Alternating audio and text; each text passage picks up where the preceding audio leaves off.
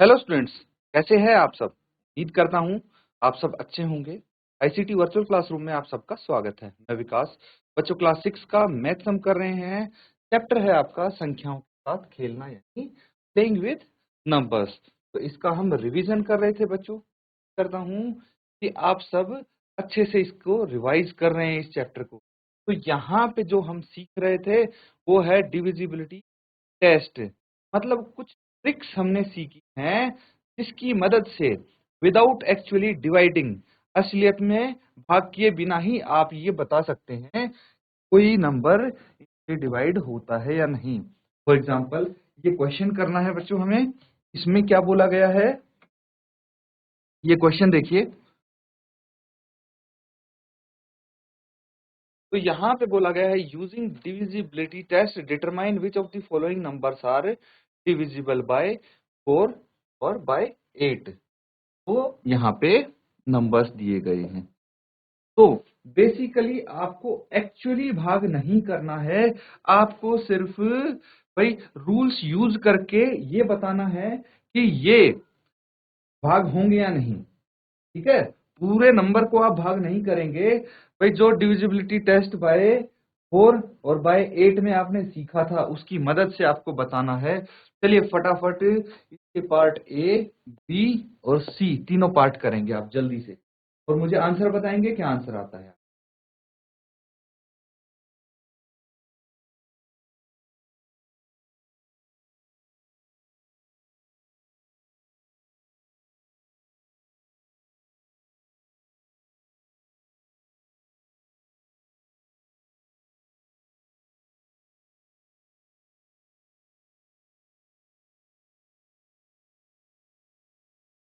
बच्चों जिस किसी का भी आंसर आ जाए आप हैंड रेज कर लेंगे। अगर बच्चों आपका आंसर आ गया है तो हैंड रेज करके आप बता सकते हैं। ठीक है, देखिए हम कर चुके हैं कि भाई 4 से डिविजिबिलिटी टेस्ट कैसे चेक करते हैं, है ना। बताएगा, शाबाश।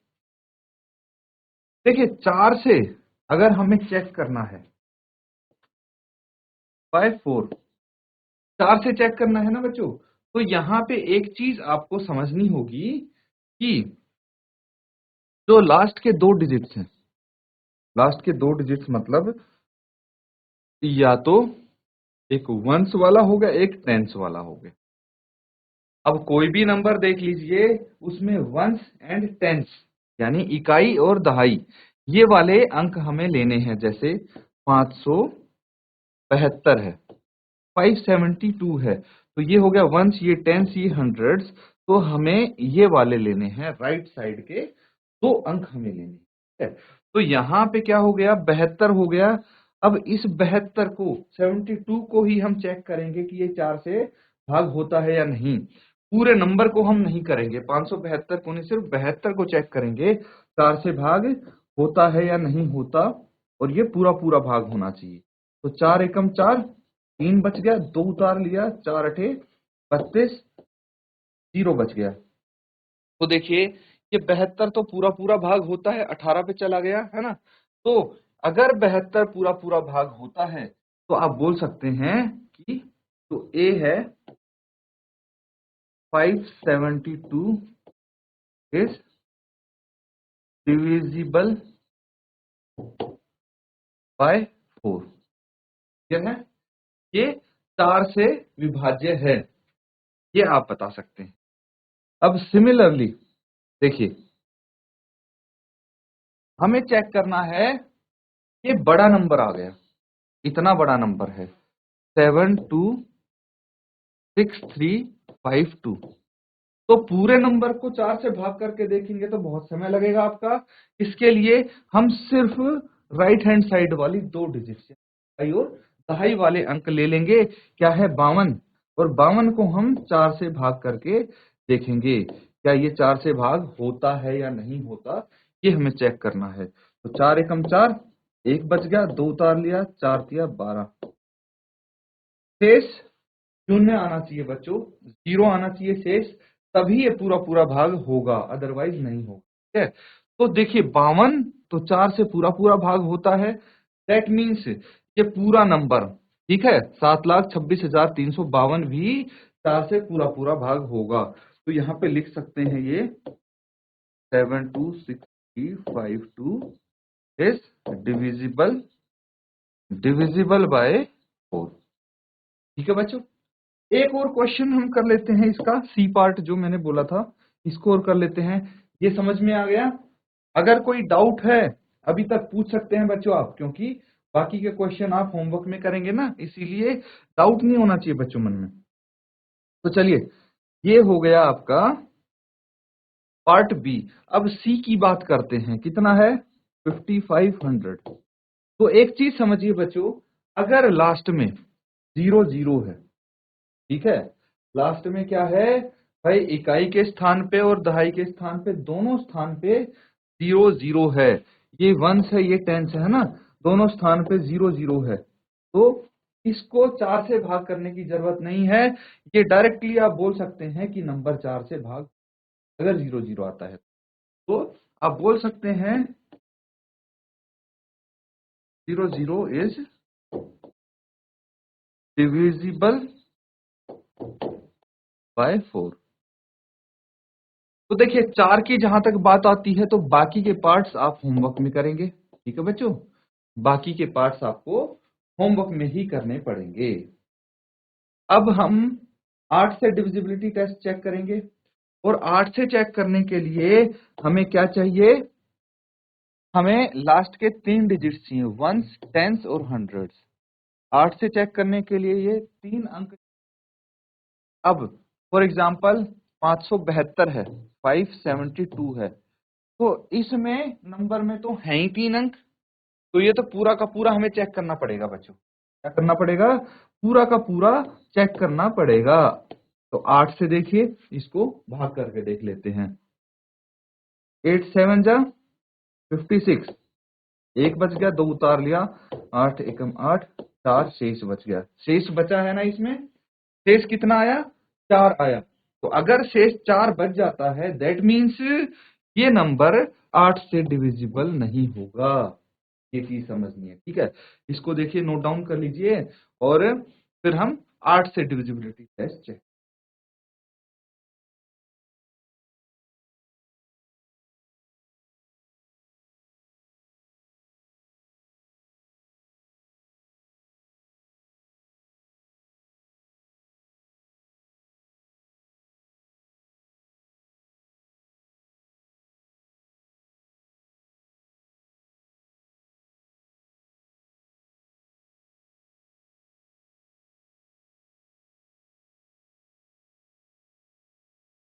ठीक है बच्चों, सबने कर लिया है नोट डाउन। अब देखिए, डिविजिबिलिटी बाय 8 हम करके देखिए। तो एक काम कीजिए, देखिए यहाँ पे हमें पता है कि this is not divisible bye 8, ये 8 से विभाज्य नहीं है। यहाँ चेक कर लिया हमने, 572 8 से विभाज्य नहीं है, तो लिख देंगे। इसके बाद बच्चों, इसके बाद पार्ट बी जो है, ये है आपके सामने 7,2,6,3,5,2। तो यहाँ पे इस बार अगर 8 से हम चेक कर रहे हैं तो लास्ट के 3 अंक लेंगे हम, ठीक है, राइट हैंड साइड से 3 अंक। तो 352 है, इसको हम चेक करेंगे, क्या ये 8 से डिविजिबल है? तो चेक करिए, 8 तिया 24, 8 चौके 32, 8 4 जा 32, 3 बच गया, 2 उतार लिया, 8 चौक 32, और 0 यहाँ पे आ गया। शेष अगर 0 आ जाता है, दैट मीन्स ये 8 से डिविजिबल होगा। This is divisible by 8। ठीक है बच्चों, अब देखिए तीसरा क्वेश्चन, तीसरा पार्ट इसका आता है 5500। ठीक है, तो 5500 की अगर हम बात करें तो यहाँ पे 3 अंक हमें लेने हैं राइट हैंड साइड से, तो ये हो गया 500। इसको हम चेक करेंगे 8 से डिविजिबल है या नहीं है। 8 एकम 8 ऐसे करके आप चेक कर लीजिए। तो 8 6 जा 48, 8 6 48, 2 बच गए, यहाँ पे 0 उतार लिया, 8 दूनी 16, और 4 यहाँ पे शेष बच गए। तो यहाँ पे भी कुछ शेष आया है, इसीलिए हम बोल सकते हैं this is not divisible bye 8। ये 8 से विभाज्य नहीं है। लेकिन बच्चों, अगर यहाँ पे 5 की जगह 0 होता, मतलब इसके तीनों अंक 0 होते लास्ट में, अगर ये होता तो ये 8 से डिविजिबल होता। जैसे भाई 2 अंक लेते थे हम, और अगर दोनों 0 होते हैं तो वो 4 से विभाज्य होता है। ऐसे ही इसी संख्या में 3 0 हैं, देखिए ये तीनों 0 हैं, तो यहाँ पे चेक करने की जरूरत नहीं है, सीधा लिख दीजिए ये 8 से विभाज्य है। तो बच्चों, इस तरह से कोई भी आपके सामने नंबर आता, देखिए अब यहाँ पे पार्ट एच है, इसमें अंतिम 3 अंक क्या है, 072 072, तो इसको आप चेक करेंगे, ठीक है, इसमें कंफ्यूज होने वाली कोई बात नहीं है, इसको आप चेक करेंगे। तो 8 9 जा कितना होता है, 72, 0 आ गया, तो यस ये भी क्या होगा, 8 से डिविजिबल होगा। क्लियर है बच्चों, इस तरह से आप चेक कर सकते हैं। अब देखिए बाकी के पार्ट्स आप होमवर्क में करेंगे, नोट डाउन कर लीजिए।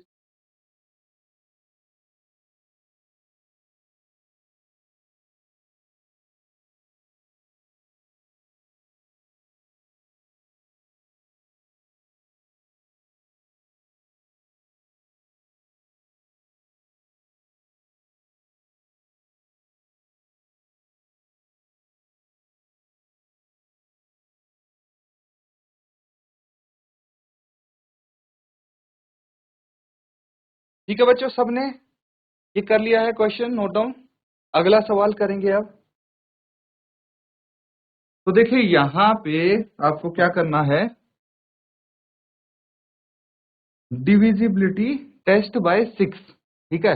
वैसे तो लगभग हर नंबर से हम कर चुके हैं, जो फर्स्ट क्वेश्चन आपने किया था होमवर्क के लिए भी दिया था, तो उसमें सारे नंबर कवर हो चुके हैं। फिर भी कुछ आपको स्पेसिफिक नंबर्स के लिए बहुत सारे पार्ट्स दिए गए हैं इस क्वेश्चन। तो 6 से कैसे चेक करते हैं विभाज्यता, ये याद करने की कोशिश कीजिए बच्चों। क्या बताया था मैंने, 6 से विभाज्यता चेक करने के लिए क्या होना चाहिए भाई, अ नंबर is divisible,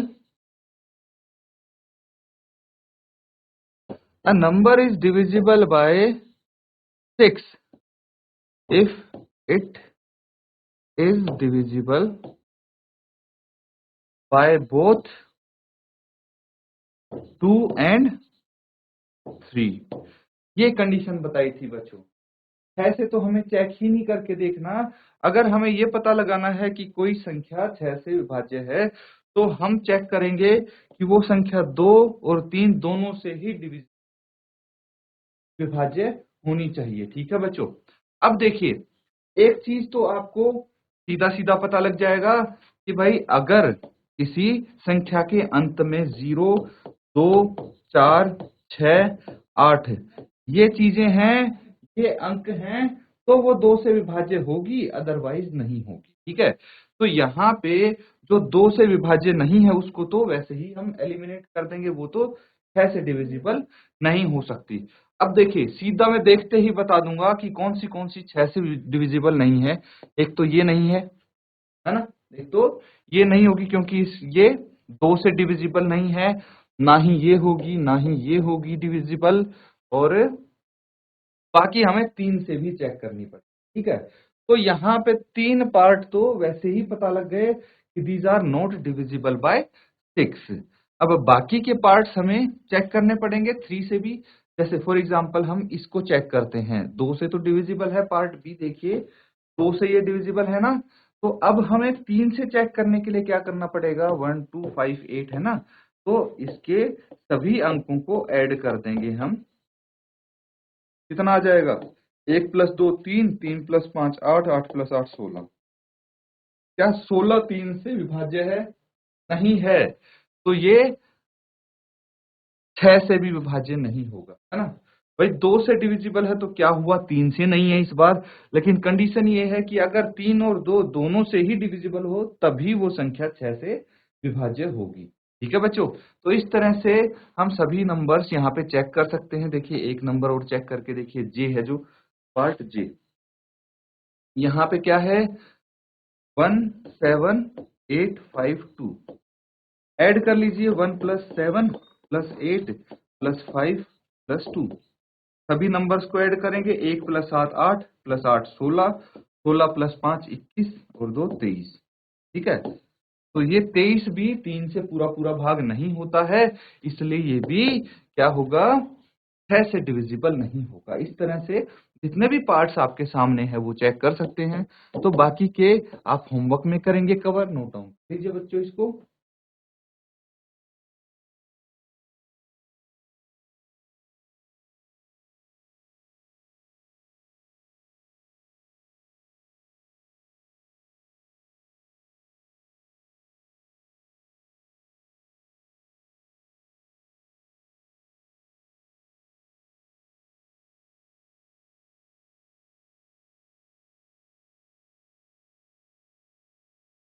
ये होने वाला है सार्व गुणनखंड, सार्व गुणनखंड और सार्व गुणनज। ठीक है बच्चों, यानी क्या बोलते हैं इसको इंग्लिश में, common factors and common multiples, common factors and common multiples, ये बोलते हैं बच्चों इसको इंग्लिश में हम। तो अब देखिए, आप कॉमन छोड़ दीजिए अभी, गुणनखंड और गुणज ये दोनों चीज हम सीख चुके हैं, रिवाइज कर चुके हैं। क्या फैक्टर्स एंड मल्टीपल्स क्या होता है, ये चीज तो पता है ना बच्चों आपको। एक बार फिर से मैं बता देता हूं, भाई किसी भी संख्या के फैक्टर्स क्या होंगे, भाई जैसे 12 है, 12 के फैक्टर्स क्या क्या होंगे, 12 के भाई गुणनखंड क्या क्या होंगे। तो हम ऐसे चेक करते हैं बच्चों, कोई भी संख्या जिससे 12 पूरा पूरा भाग होता हो, फिर से मैं बोल रहा हूं, कोई भी संख्या जिससे 12 पूरा पूरा भाग होता हो, वो 12 के हो गए फैक्टर्स। जैसे एक से 12 पूरा पूरा भाग होता है, तो ये हो गए फैक्टर्स। उसके बाद 2 से 12 पूरा भाग होता है, 3 से 4 से 6 से और 12 से, ये सभी 12 के फैक्टर्स हो गए। क्या हो गए, 12 के फैक्टर्स हो गए ये सारे, क्योंकि इनसे 12 पूरा पूरा भाग होता है। क्लियर है, ये चीज आपको समझ में आ गई बच्चों। अब देखिए, अगर मैं बात करूं 15 की, तो 15 के फैक्टर्स क्या क्या होंगे, 15 के फैक्टर्स मुझे बताइए क्या क्या होंगे। भाई एक 15 का फैक्टर है, 3 15 का फैक्टर है, 5 15 का फैक्टर है और 15, है ना। इन सब नंबर से 15 पूरा पूरा भाग होता है, बाकी और कोई ऐसा नंबर नहीं है जिससे 15 पूरा पूरा भाग हो जाए, इसलिए यही 15 के फैक्टर्स होंगे। अब कॉमन फैक्टर की बात करें, कॉमन फैक्टर्स क्या होंगे इन दोनों के, तो कॉमन फैक्टर मतलब सार्व गुणनखंड। मतलब क्या हुआ कि जो गुणनखंड दोनों में प्रेजेंट हो, जैसे एक है, एक 12 का भी है गुणनखंड और 15 का भी है, तो ये कॉमन गुणनखंड हो गया इसका। ठीक है, कॉमन फैक्टर हो गया। जैसे 3 है, 3 इनका कॉमन फैक्टर हो गया, क्योंकि दोनों में प्रेजेंट है, ये दोनों का ही फैक्टर है 3 ही। तो इनको बोलते हैं हम कॉमन फैक्टर्स। क्या बोलते हैं, कॉमन फैक्टर्स। इसी तरह से आ जाता है बच्चों आपके पास कॉमन मल्टीपल्स। क्या होता है, कॉमन मल्टीपल्स। अब फैक्टर्स लिख लीजिए आप पहले तो, कॉमन फैक्टर्स ये आगे, इसको नोट डाउन कर लीजिए, फिर हम डिस्कस करेंगे कॉमन मल्टीपल्स क्या होता है।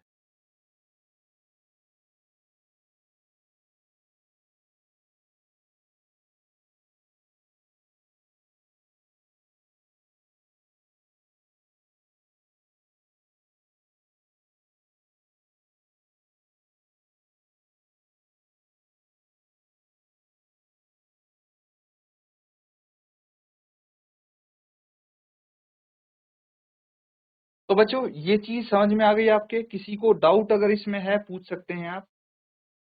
अब हम बात करते हैं सार्व गुणज की, यानी कॉमन मल्टीपल। तो कॉमन मल्टीपल्स क्या होंगे देखिए। अब मल्टीपल्स क्या होते हैं पहले तो ये चीज डिस्कस करेंगे। ठीक है, मल्टीपल्स यानी गुणज क्या होता है। तो 4 के मल्टीपल क्या होंगे, भाई एक तो 4 ही होगा, एक 8 होगा, 4 दूनी 8, 4 3 12, 16, 30, 24, 28, 32 एंड सो ऑन। ये चलते रहेंगे। तो गुणज यानी क्या होते हैं? मल्टीपल्स, यानी जो पहाड़ा आप लिखते हैं, टेबल्स लिखते हैं, उन्हीं को मल्टीपल्स बोलते हैं। या फिर ऐसे बोल सकते हैं कि भाई 4 को हम पहले 1 से मल्टीप्लाई करके लिखेंगे तो ये 4 का मल्टीपल आ गया, फिर 4 को 2 से मल्टीप्लाई करके लिखेंगे तो ये भी 4 का मल्टीपल होगा, 4 को 3 से मल्टीप्लाई करके लिखेंगे तो ये भी 4 का मल्टीपल होगा, एंड 4 5 6 7 8 ऐसे ही सबसे मल्टीप्लाई कर करके लिखेंगे तो वो सब 4 के मल्टीपल। क्लियर है बच्चों? ये सब गुणज हो जाए 4 के। उसके बाद कोई और नंबर ले लेते हैं हम, ठीक है, एक नंबर और लेके देखते हैं। चलिए 3 ठीक रहेगा। 3 के मल्टीपल्स लिखिए फटाफट। 3 के गुणज क्या होते हैं अपनी नोटबुक में लिखिए सभी बच्चे। 3 के क्या क्या गुणज होंगे? 3 होगा एक, तो फिर 6 होगा, 9, 12, 15, 18, 20, 20 नहीं बच्चों, 21, 24, 27, 30 एंड सो ऑन। तो कॉमन मल्टीपल्स कौन से होंगे? सारव गुणज। कॉमन मल्टीपल्स यहाँ पे कौन से हो गए भाई? कॉमन मल्टीपल वो मल्टीपल होंगे, वो गुणज होंगे वो दोनों में ही प्रेजेंट है। जैसे 12, सबसे पहले 12 है तो सबसे छोटा 3 और 4 का कॉमन मल्टीपल सार्व गुणज कितना होगा? 12 होगा। लिख लेंगे। उसके बाद कौन सा आना चाहिए? देखिए उसके बाद 24 दिख रहा है सबको, यहाँ भी 24 है। दोनों में ही जो मल्टीपल, जैसे फैक्टर्स हम देख रहे थे वैसे ही मल्टीपल्स हम देखेंगे, दोनों में ही जिसके कॉमन मल्टीपल्स हों, जैसे 24 क्या है दोनों में प्रेजेंट है तो ये दोनों का कॉमन हो। और अगर एक और देखना है हमें तो इसको थोड़ा आगे बढ़ाएंगे हम, ना जाएगा ये 36, 40, यहाँ पे भी 33, 36, 39 एंड सो ऑन। तो देखिए हमें एक और मिल गया कॉमन मल्टीपल 36, है ना, क्योंकि ये भी दोनों में प्रेजेंट है। इस तरह से जितने मल्टीपल्स आपसे, जितने कॉमन मल्टीपल्स पूछे आप निकाल सकते हैं ऐसे चेक करके। इसको नोट डाउन कर लीजिए बच्चों।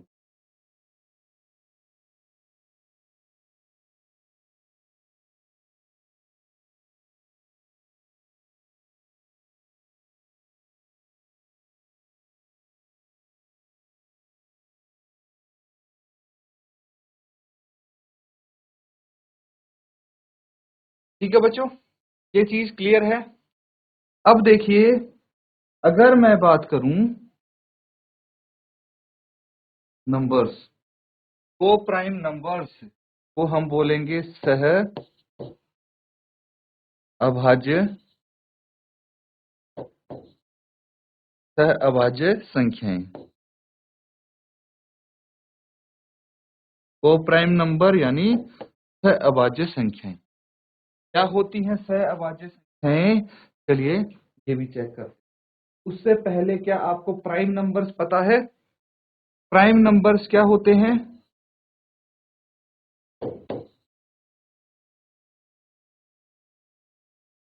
प्राइम नंबर्स यानी अभाज्य संख्याएं। तो प्राइम नंबर्स ऐसी होती हैं जिनके ओनली सिर्फ 2 फैक्टर्स हों, ओनली 2 फैक्टर्स, जिनके सिर्फ 2 ही गुणनखंड हों, ऐसे नंबर्स को, ऐसी संख्याओं को हम बोलते हैं प्राइम नंबर्स। तो बच्चों तो 2 फैक्टर्स कौन से होंगे? एक तो 1 होगा, जो 1 से तो लगभग सारी संख्या ही डिवाइड हो जाती हैं, और एक वो नंबर खुद होगा। इस तरह से सिर्फ 2 ही फैक्टर जिसके होंगे, that will be prime number, अभाज्य संख्या।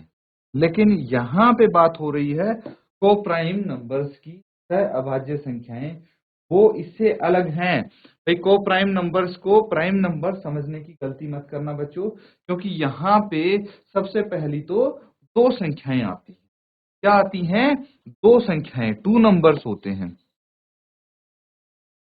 दो नंबर्स होते हैं बच्चों, ठीक है। तो दो नंबर्स तो हैं, ठीक है। अब कोप्राइम कैसे हुए, कैसे पता लगेगा? भाई दो नंबर जिनका ओनली वन फैक्टर हो उनको बोलेंगे कोप्राइम नंबर, है अभाज्य संख्या। तो आप लिखेंगे इन दो संख्याओं का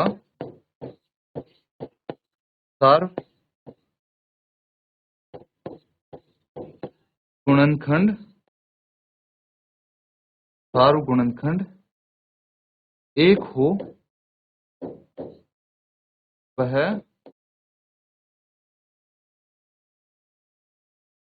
सह अभाज्य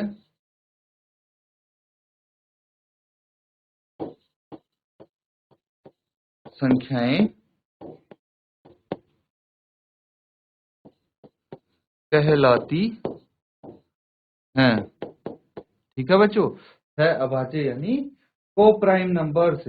अब बच्चों एक चीज सोचिए कि कौन से ऐसे नंबर्स होंगे, कौन से ऐसे संख्याओं का योग होगा जो सह अभाज्य होगा, जिनका फैक्टर एक होगा, ये मुझे बताइए। तो देखिए, अगर मैं बात करूं 3 एंड 4 की, 3 और 4 की, ठीक है। तो 3 और 4 क्या हैं? कोप्राइम नंबर्स हैं। कैसे? इन दोनों का जो कॉमन फैक्टर है वो सिर्फ एक है ना, इसीलिए ये कोप्राइम हो गए। और कौन से नंबर्स कोप्राइम हो सकते हैं वो आप यहाँ पे लिखने की कोशिश करेंगे, ठीक है। ये आपका होमवर्क है, कम से कम भी 5 पेयर लिख के लाएंगे आप, जो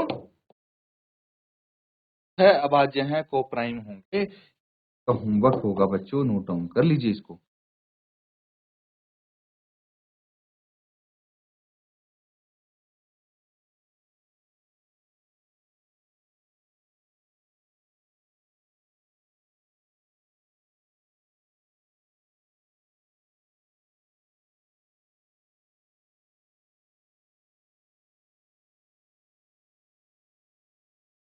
तो ठीक है बच्चों, कुछ चीजें हमने डिस्कस की आज, कुछ क्वेश्चंस किए डिविजिबिलिटी टेस्ट के, और हमने कौन सी चीजें डिस्कस की हैं? Common factors and common multiples, फिर कोप्राइम नंबर्स। ये सब बच्चों आपको फिर से घर पे रिवाइज करना, ठीक है स्टूडेंट। तो इसी के साथ बच्चों आज का सेशन हम यहाँ पे एंड करेंगे। Thank you and have a nice day.